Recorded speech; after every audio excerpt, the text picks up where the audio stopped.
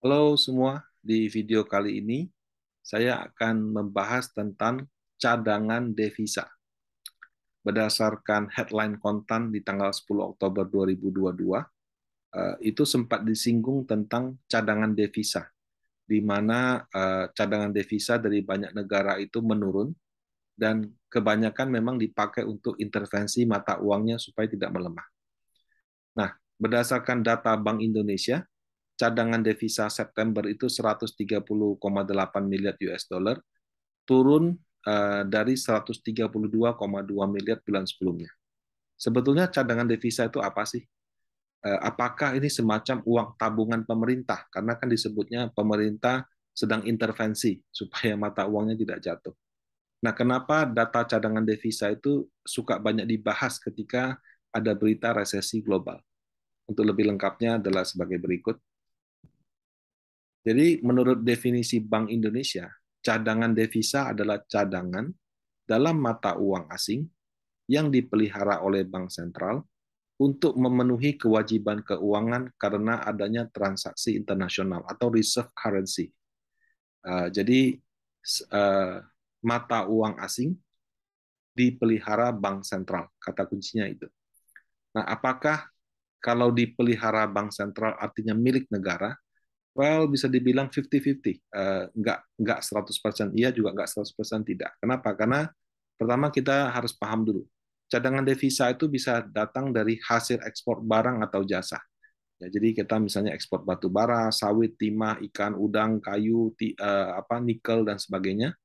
Kemudian ekspor itu tidak selalu harus barang, bisa juga orang Indonesia kerja di Jepang, kerja di Taiwan, kerja di Hong Kong, kerja di Singapura, di Malaysia, entah sebagai perawat, entah sebagai pekerja di perkebunan, sebagai eksekutif, sebagai ekspatriat.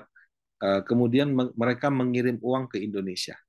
Nah, kalau sekarang juga ada digital creator, mungkin dibayar oleh TikTok, YouTube, dan sebagainya dari luar negeri, itu juga menambah cadangan devisa, Bapak Ibu. Nah, kalau misalnya ada perusahaan di Indonesia atau orang di Indonesia punya properti di Singapura, punya properti di Hong Kong, punya perusahaan di US dan sebagainya, ada laba dan dikirim ke Indonesia, itu juga menambah cadangan devisa.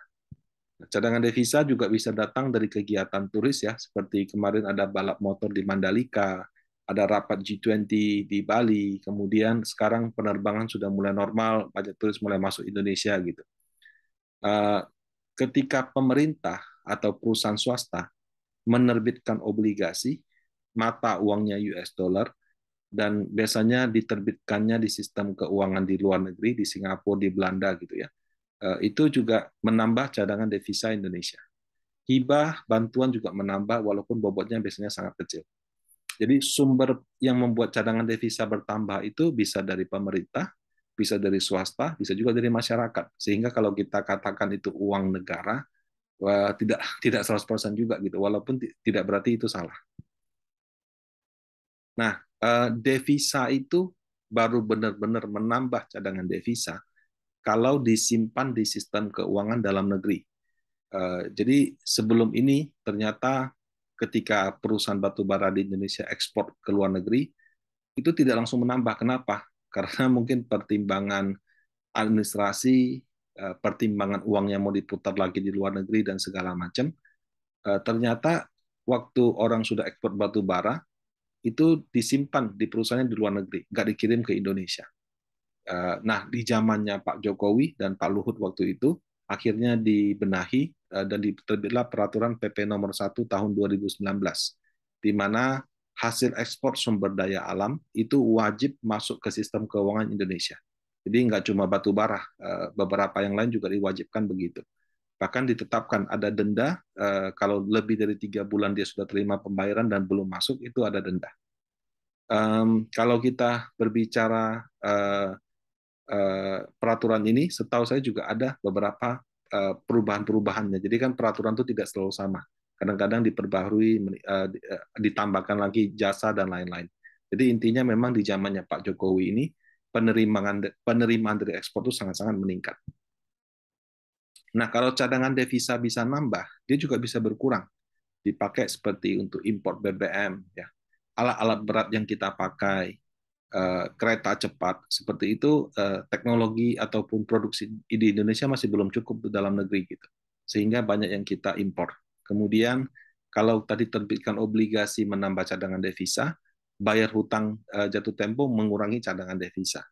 Orang asing bisa kerja di Indonesia, baik sebagai tenaga ahli ataupun sebagai ekspatriat gitu ya. Nah itu juga kalau mereka kita bayar kirim uang ke luar negeri itu juga balik ke sana. Kita langganan Netflix, Zoom, iOS, Office 365, nah itu juga pada dasarnya perusahaan penerimanya kan ada di luar negeri. Jadi itu juga mengurangi cadangan devisa. Nah, kalau tadi dananya itu milik bersama ya, ada masyarakat, swasta, dan pemerintah, mengapa ada berita bank sentral pakai cadangan devisa untuk menjaga kurs? Karena sama seperti perbankan, Bapak Ibu. Ketika kita taruh uang kita, baik giro, tabungan deposito di bank, pihak bank itu bisa pakai uang kita untuk disalurkan sebagai kredit, baik itu sebagai KTA, kartu kredit, kredit modal kerja, KPR, dan sebagainya. Nah, jadi kalau uangnya ada di sistem, bank bisa pakai. Cadangan devisa juga kurang lebih sama. Jadi selama ada di sistem keuangan, jika diperlukan, Bank Indonesia bisa pakai untuk menstabilkan kurs. Nah, kalau dia pakai untuk menstabilkan, maka biasanya cadangan devisa itu menurun. Ya. Nah, dalam kondisi normal dan kursnya stabil, jadi kalau kursnya stabil, bisa saja BI do nothing. Jadi dia tidak beli juga dia tidak jual. Nah, jadi cadangan devisa itu akan naik turun sesuai aktivitas ekspor atau impor. Kalau misalnya lebih banyak kita ekspor, ya cadangan devisa akan turun. Kalau lebih banyak, akan naik. Kalau lebih banyak kita impor, ya cadangan devisa akan turun gitu. Nah, yang sehat itu adalah cadangan devisa memenuhi minimal 3 bulan impor. Karena kalau sampai misalkan tidak ada dolar yang cukup di dalam negeri untuk membayar kebutuhan impor, nilai mata uang lokal itu bisa jatuh. Jadi negara perlu menjaga certain level ya cadangan devisa supaya cukup untuk kebutuhan impor. Nah kalau ada lebihnya dan terjadi situasi kurs yang tidak pasti, baru dia pakai untuk intervensi. Nah, di masa resesi, di mana mata uang US dollar menguat karena dia punya suku bunga naiknya lebih tinggi, orang-orang akan melihat negara mana yang cadangan devisanya lebih tebal. Kenapa? Karena kalau cadangan devisanya lebih tebal, kemampuan bank sentralnya untuk mengintervensi seandainya terjadi pelemahan mata uang itu lebih kuat dibandingkan negara yang cadangan devisanya tipis. Makanya ini sangat diperhatikan ketika mata uang sedang tidak begitu stabil. Nah, yang Indonesia berapa? Tadi kan di awal disebut.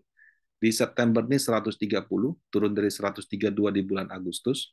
Disebutkan penurunannya karena pembayaran hutang luar negeri, sama kebutuhan untuk stabilisasi nilai tukar rupiah.